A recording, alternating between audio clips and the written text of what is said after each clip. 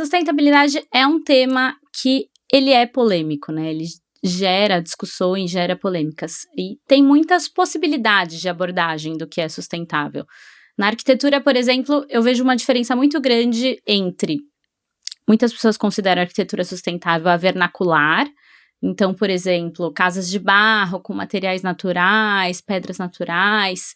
Isso é uma leitura de arquitetura sustentável. E depois a gente tem, por exemplo, aqui o Museu do Amanhã, Calatrava, que é uma mega estrutura de aço que vai 20 metros na terra de profundidade, que também é considerado sustentável porque tem placas solares que se movem de acordo com o sol.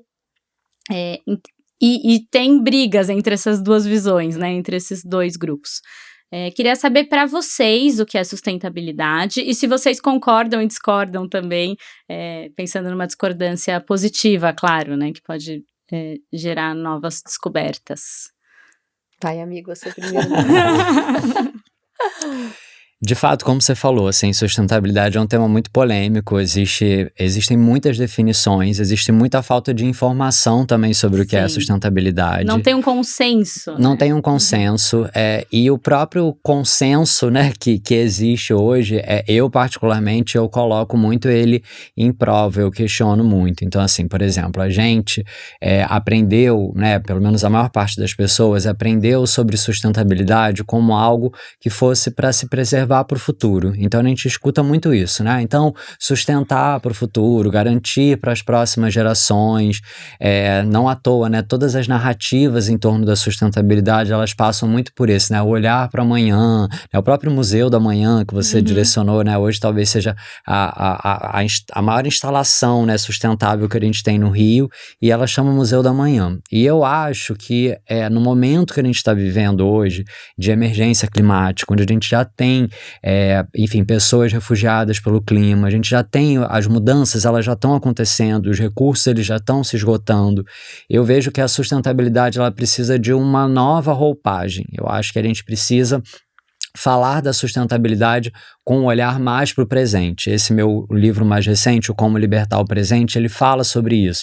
Ele fala sobre a gente entender que a sustentabilidade ela precisa ser agora, né? Assim, a gente tem que falar da sustentabilidade hoje. Como é que a gente vai viver hoje dentro desse caos, né, que a gente está vivendo.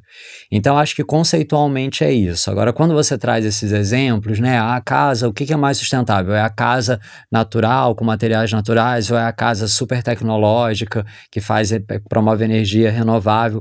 Eu tenho também hoje uma crença muito forte de que a sustentabilidade para mim é aquilo que coloca a vida no centro.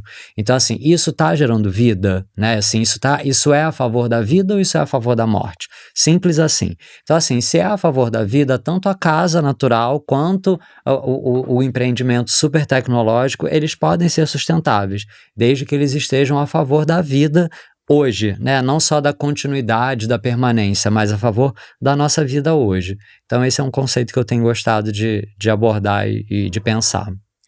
Perfeito, concordo plenamente e acrescentar algo de que é isso, a sustentabilidade, a gente está numa crise, né? A gente está numa emergência, então não temos mais tempo para ficar falando de o mundo sustentável, as futuras gerações, a sustentabilidade, enfim, né? As empresas todas, agora é muito importante todo mundo falar de sustentabilidade, mas todo mundo tem que entender que a gente está numa urgência, numa emergência. A gente tem 10 anos para mudar o rumo das coisas e a gente já caminhou muito pouco para essa mudança. Então, assim, a próxima geração não vai poder fazer nada para mudar se a gente não mudar agora. Então, quando a gente fala, voltando a essa questão da vida do André, já tem muita gente sendo impactada por essa emergência climática.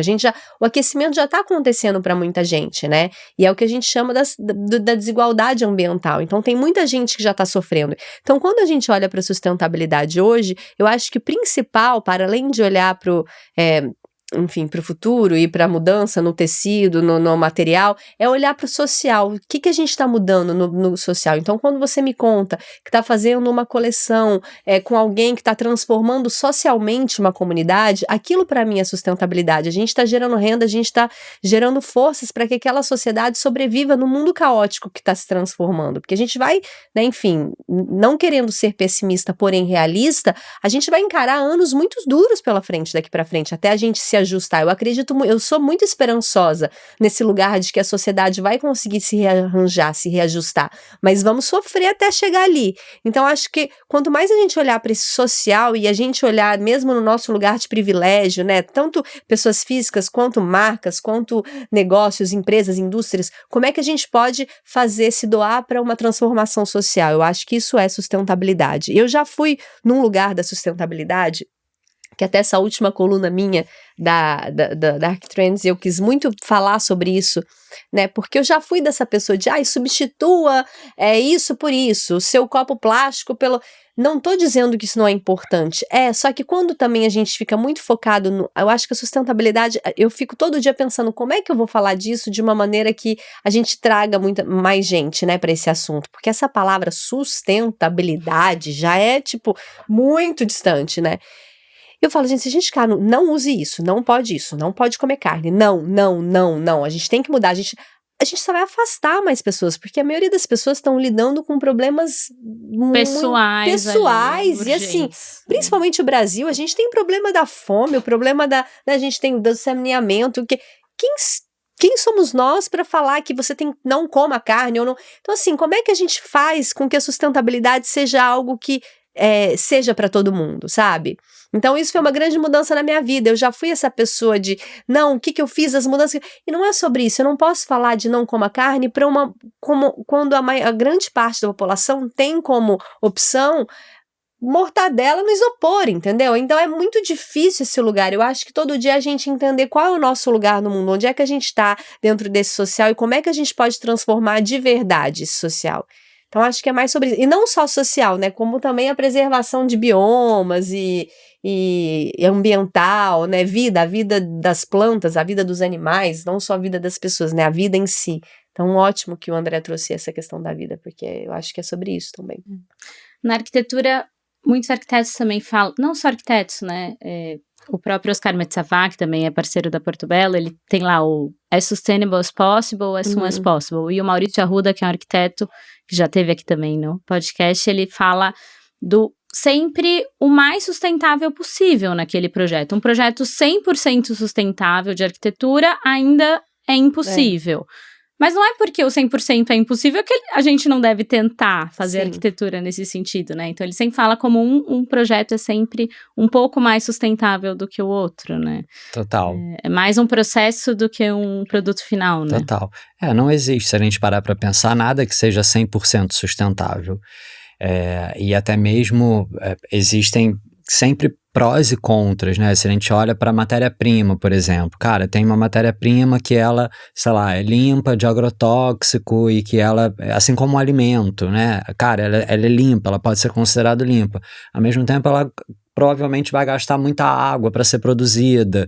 Então, você tem sempre alguma coisa, né, que equilibra, né? Assim, e que atua como um critério de desempate. Então, eu acho que é isso. Eu acho que buscar ser sempre melhor, buscar fazer de forma cada vez mais consciente, eu acho que isso é o que estimula que a gente encontre outras alternativas, que a gente encontre outras possibilidades, para que a gente vá chegando realmente num momento mais sustentável possível.